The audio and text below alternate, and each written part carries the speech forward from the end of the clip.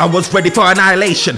I was ready for the domination, and the law red card was a violation. I would have 3D the ref like animation, then 3D again reincarnation, then 3D again just for validation. Where was the red card when Nunez did the same thing? I was ready for annihilation. I was ready for the domination, and the law red card was a violation. I would have 3D the ref like animation, then 3D again reincarnation, then 3D again just for validation. Where is the red card when Nunez did the same thing? 7-0 win, thought that they could do the same thing. This United squad, they had no faith in Johnny Evans 36, but it not faze him. In fact, Johnny Evans and Varane performed amazing. Both came with the heat like insulation. Dijk was angry, fuming, pissed. You can tell that the draw blend a boy like Afro Nation. Yo, this is the OT99 Banter Room, where opinions are shared and smoke gets served. Look, we're back again with another show. It's your boy Firms, and I'm here to chop it up. Manchester United versus Liverpool. I'm here to give you my opinions on this game. This is the post-match reaction. Look. Look, how have we come out of this game unscathed? 0-0, not conceded a goal. I heard all the chatter, all the talk about Liverpool gonna smoke us. To be honest, I thought we were gonna get smoked. I thought we was gonna lose by at least 2-3 goals, and Manchester United somehow managed to walk out of this game keeping a clean sheet. And it's a 0.1, to be honest. Let's be honest, like, we don't really win at Anfield. So for us to go there with this poor form and still leave with a point, bro, Manchester United fans are definitely the happier bunch when you're looking at this game in isolation versus the Anfield fans. Look, I am so happy, and you know what, to rub salt in the wound, you heard Onana getting interviewed saying, you know what, I felt nothing. They asked him, you know, how did you feel about the atmosphere? He said, I felt nothing. And look, Onana, he was a bad man for that. That guy, for that alone, bro, puts you in contention of man of the match. You understand? But I also like Onana, the fact there, where I was listening to one interview as well that he had, and he was just like, you know, he takes all the blame. Like, he wants the players to just go on and play and do their thing. He's used to the criticism, he'll take it. To be honest, like, Onana's been terrible. Like, he's been terrible, don't get me wrong, but I like the fact that his mentality is strong. After all of that he's gone through, he's still able to come up with responses like, I felt nothing.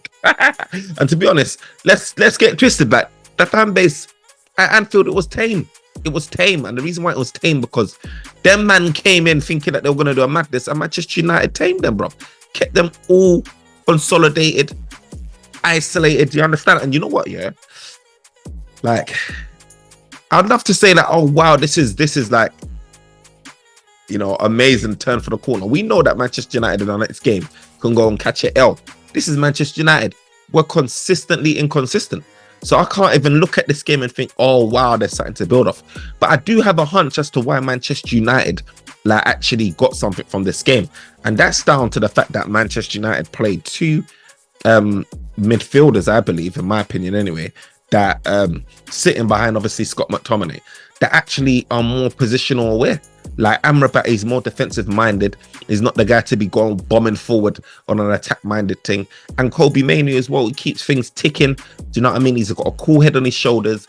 He gets that ball, he's press resistant, he's mature with it, he's composed with it. And he doesn't just typically just give away the ball. Do you understand? Like, he's a really, really good young midfielder. And those guys, again, are not guys that are bombing forward and trying to get on the end of a cross or shoot from the edge of the box. Like, they're guys that are really more or less do their work in the first quarter, where we are, you know what I mean? Like, they're not really in the final third, you know what I mean? They're more of the like the first third, second third, which is where you need your defensive midfielders to be, or your midfielders, whatever you want to call them, because previously our midfielders too exposed. Like, when we play someone like Amrabat and Scott McTominay and Bruno's always going to be attack minded. He comes back, yeah, he does try to help out in that, but he's not really that guy. Do you understand? He's everywhere. So the structure that you're trying to have, your shape is gone. You understand? Then you obviously got Scott McTominay is playing supporting striker as well, so you're left with one midfielder. But where you have Mainoo and Amrabat, they're both like really to keep their positional awareness. And then Scott McTominay was allowed to do what he was doing and supporting Rasmus Højlund, but you always had at least two bodies in the midfield. And I think that's the key difference, and people won't clock it.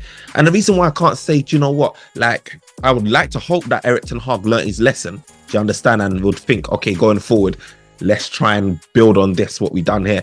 I don't think he is. I think the only issue is because obviously you got Bruno suspended. So, okay, say Bruno was back now. He would play Bruno Fernandes, Scott McTominay that's in form. Do you know what I mean? And then he'll probably play Amrabat. And then Bruno and Scott McTominay will be doing their thing and Amrabat will be by himself. And the midfield would have been open, exposed, and it would have been like a ping pong game. Do you understand? I want to see these decisions when you've got guys like Bruno Fernandes not suspended.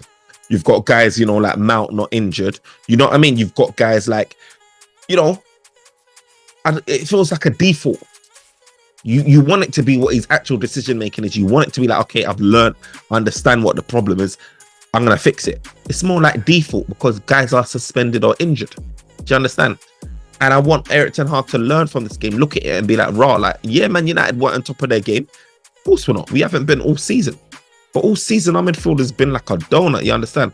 And we've just managed to go to Anfield, of all places, where people were expecting crazy numbers and walk out with not conceding a goal.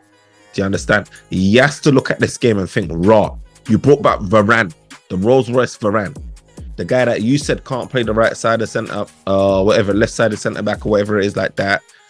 You know, he's been out for a couple of games. You brought him back in a Champions League game against Bayern. He had a really good game. You brought him back today. Obviously, he's my man of the match. Spoiler alert, he's my man of the match. Like, whatever that was happening behind the scenes, I hope like that's been put to bed because Varane, you know, when fit, clearly, he's our best defender outside of like him and Martinez, should I say, are the best partnership. Obviously, Martinez is out. Varane can't be holding bench, bro. He can't be holding bench. Like, I understand the frustrations when he gets injured and then you're having to chop and change. And we've done so many defensive centre-back partnerships, like chop and change. I think they were saying what was about 8 partnership now, something like that. Like, that's not on. Like, if you want to go and challenge for a title goal and be competing for top 4, whatever it may be, you can't be having that many changes in defence. It just doesn't bring that stability there. It doesn't help the goalkeeper and it doesn't help your midfielders. It doesn't help anyone. Do you understand? So I really do feel like Varane and Evans or Maguire, whoever it is, should just get a spell. Do you understand? Again, like, Evans had a really good game. Like, Varane and Evans, they had a really good game. Do you understand? They kept composed. You know, Varane was there, positionally aware, sniffing out danger. He made some key interceptions that may go under the radar for a lot of people, but if he didn't stick out his leg and block off that pass that was going through ball, it could have been a situation. You know, aerially as well, like that Evans and both Varane put in a shift, you understand? And I just like a partnership to just be sustained, like forget the change and just let them do their thing. You understand? Shaw as well, he did okay. Physically as well is really good. And obviously Dalot as well put in a little shift as well. Like, for me, I can't really complain. I can't really complain from the defensive side of things. What I will complain about, what, do you know what I mean? It's just been the trend all season. That's going forward. Look, Manchester United, the difference between this season and last season, and I said it here before, is the fact that last season as a defensive unit, we were really strong. That built confidence. The fact that, you know, it's going to be hard to score against us, especially when we're at home. That in particularly at home. You know, you had Varane, Martinez, Shaw, and Dalot. They were a unit. With Casemiro in front of them, they were a unit.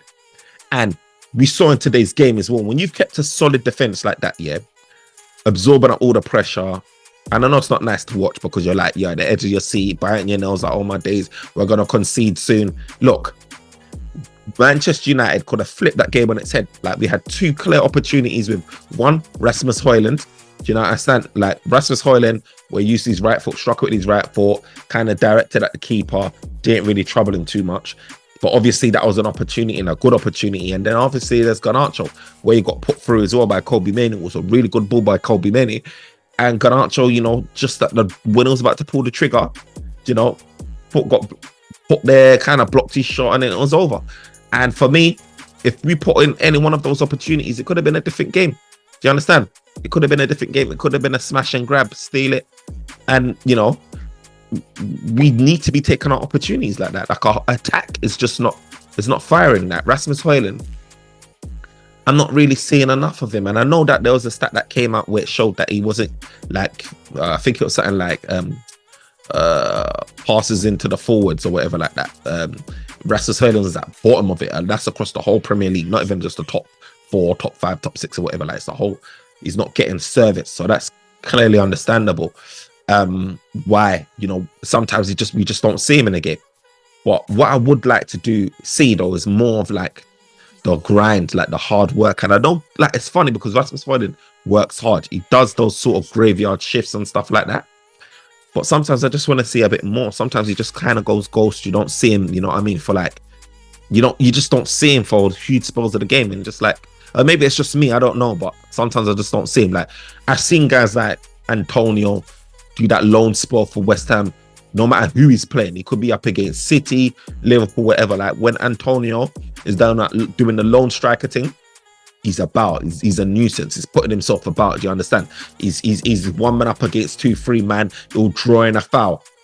Physically giving them stress. Like he's running the channels. Like he's doing all of those things that I thought that Rasmus Højlund, should be doing, or I think Rasmus Højlund should be doing for us. Like, just be more of a nuisance, you understand? And sometimes I know it's not easy, especially in the game like this. Obviously, he's up against like if you're talking about the last couple of games with Bayern Munich, they're far strong defenders. Then you talk about Liverpool again with Konate, Van Dijk. I get it, where it's a challenge. It's a lot for him, do you understand? But I just would like to see him be more of a nuisance, use his physicality a lot more, and hopefully we've got West Ham next as well. Talking about Antonio, we've got West Ham next.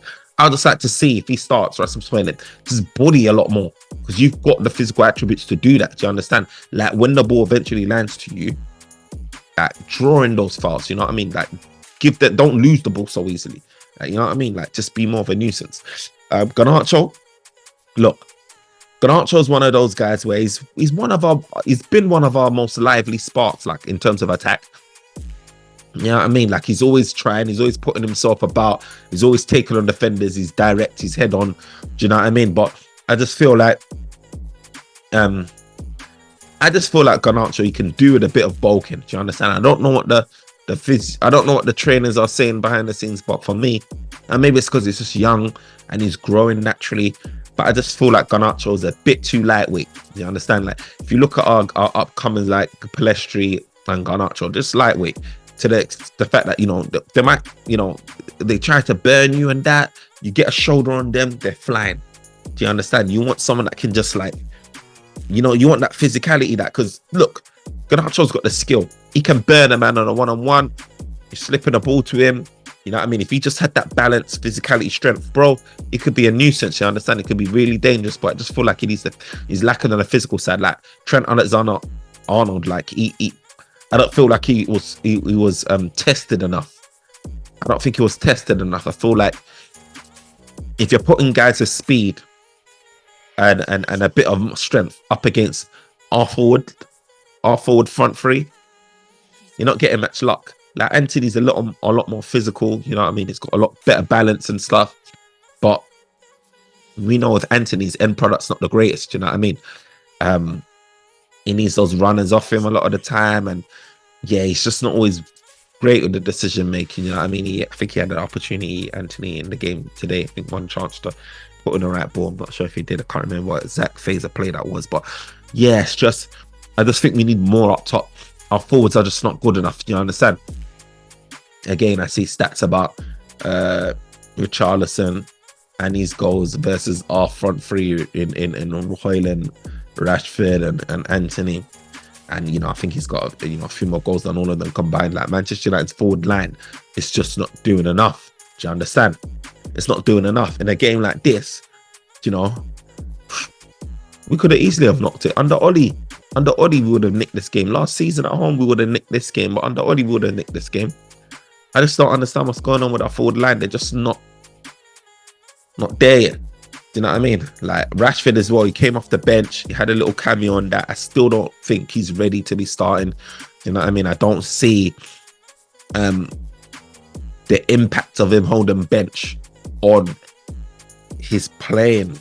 Like his little cameo. I just don't see it. You know what I mean? I feel like he needs more time in the wilderness to get himself together. Do you know what I mean? And show the hunger again, because Rashford, like we showed him last season, like he put this celebration on the map. And right now,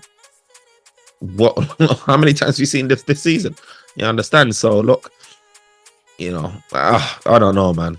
I don't know, but It's just a lot. It's a lot. It's a lot of work to do. But I am glad, like I said, that we kept a clean sheet and we got a point away from home against Anfield. Look, even if we were in the greatest form, look, you'll take that in a heartbeat. Do you understand? Like Liverpool are really true title contenders, or should I say, maybe top three or title contenders with your Arsenals and Cities. So for us, in such dire form, to pick up points, a point is a positive, But we really have just got a lot of injuries though, man. Like terrible injuries, man. Like it's just, Dalot, what's it, Casemiro, Eriksen, Bruno with a yellow card, Lindelof, Maguire, Malacia, I don't know what's going on with him, Martial, Martinez, Mount, Sancho's obviously stuff happening with him. Like literally, I probably named like half a squad of players that would be getting a lot of game time if they were fit in this team right about now, that are just out for one reason or another. And I don't know what's going on with the fitness department, but we need to get that together. We need to get that sorted, because right about now, these guys come in, they have a couple of games and then they're out again. Do you understand? So it's stress. But lastly, refereeing decisions. Look, Dalot, I'm angry at Dalot because I hate when players, that you have to show maturity in it. Like Dalot's been Mourinho signed him. He's been there for a number of years. He's not a kid. He's actually viewed as probably one of the senior guys. Do you understand? And he's I know he's frustrated because, to be honest, that ball was ours. Like you know what I mean? That ball was ours. You understand? It didn't come off him last, and he got angry about that, frustrated.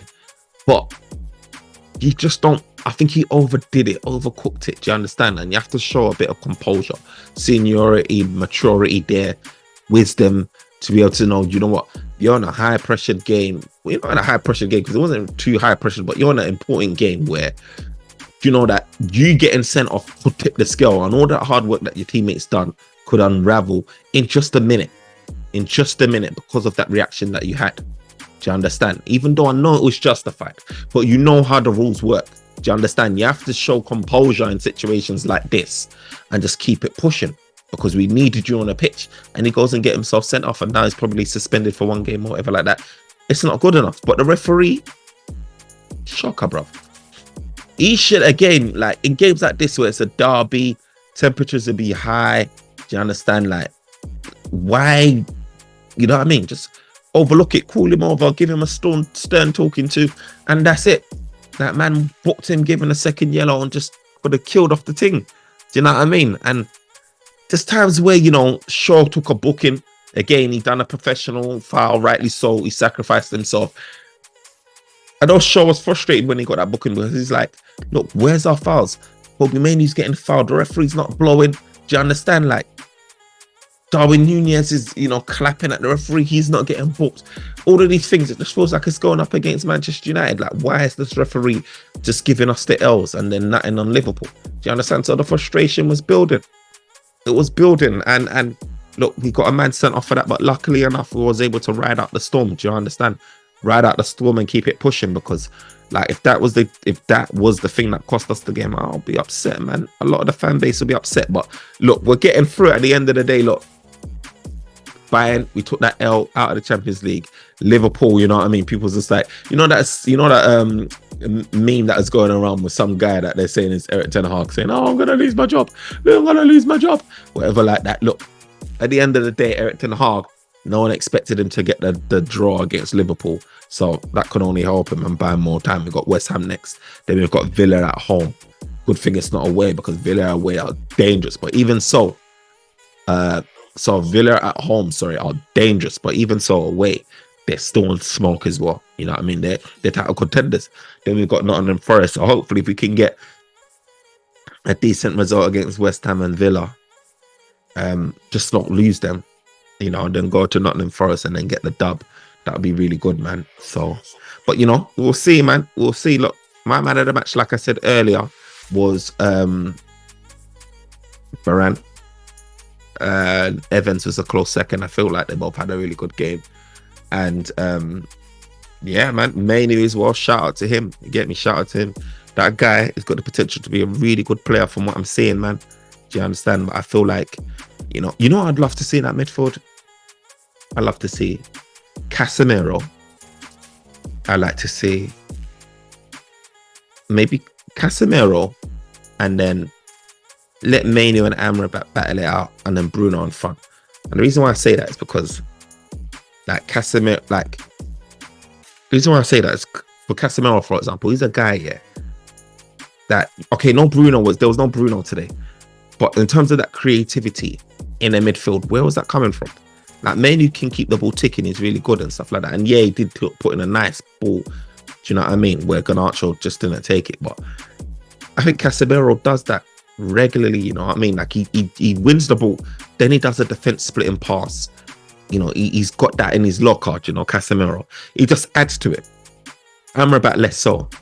So if you've got Kobe Mainoo positionally aware, Casemiro can hold his position. But sometimes he likes to bomb forward as well. But if he could just hold his position, then I think both of them together with Bruno obviously would be a good pairing.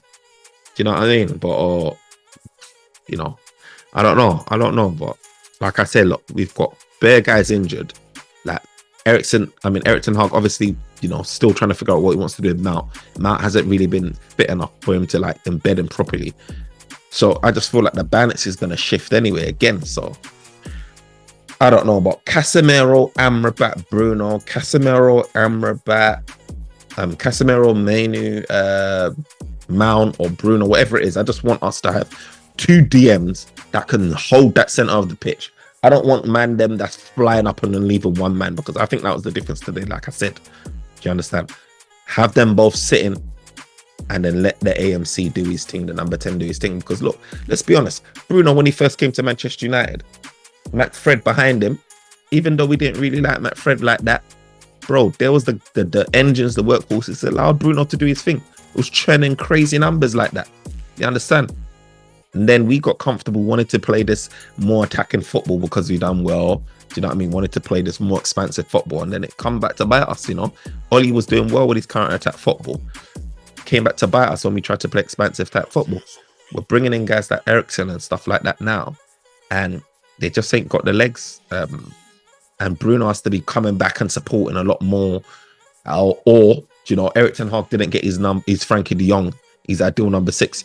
So he's now dropping Eriksen in, or where he's better off as a number 10 to be doing those sort of deep line passes, or Bruno's dropping back as well. Sometimes he's the deepest, furthest back doing those long balls. You know what I mean? And you're not utilizing Bruno. Bruno needs to be at the edge. He needs to be around the box. You understand? That's where he's going to be getting his goals mainly and his assists. So I feel like if you put in 2 proper DMs there, man, I feel like we can start to see, you know, people like Eriksen, Bruno doing a lot better. Even Scott McTominay, even doing a lot better. Do you understand? Like, you play this team that we did, right, against West Ham, Scott McTominay might get a little bit more joy, man. Never know. But look, that's out, man. Look, we got West Ham next. Fingers crossed, man, it goes well. Because, like I said, we're the most inconsistent team out here, bro. Like, you don't know what you're getting with this team, but no, let's hope we can get the W against West Ham. No pun intended. And look, we can just try and climb up this table, because right now we're sitting in 7th, 1 point behind Newcastle in 6th. Like, bro, the gap between Tottenham and Manchester United, you know, 33 points is building, man. You need to work on that. Do you understand? But guys, that was my take on this game, man. Remember to like, comment and subscribe. Share your thoughts. Who was your man of the match? Share your thoughts on the refereeing decision. Share your thoughts if you thought like Manchester United got away with it or not. Do you know what? There's another thing before I sign out, yeah. Van Dijk, bro, very keen. The way he was ripping into Van Dijk, I love that. Van Dijk saying how, you know, like in a tunnel, Van Dijk said to Onana, you know, we only played for like 30 minutes or whatever like that, and there's only one team that wanted to win. He was saying it in his interview as well. I'm just like, bro, I like how Roy Keane, you know, said, you know, this guy, you need to remember where he's come from. You've only got like 1 Premier League in 30 years. Like, stop giving it the big one, you understand? I love that book. You understand? Like, this guy chatting S. Like, at the end of the day, when you spanked us 7-0, you thought you were going to come and do that now. Now you ain't got your numbers like that. You're chatting S, bro. Your job is to beat us. Don't come and tell us about whether we played well or not played well, whether we come defensively or not. Look, it don't matter how we played before. You spiked Manchester United. You're just sad because your team were on smoke. You understand? Your Salah, your Ruben, your Diaz, Luis Diaz, and your Nunez were on smoke. So hold that, man. Hold that. But until next time, peace.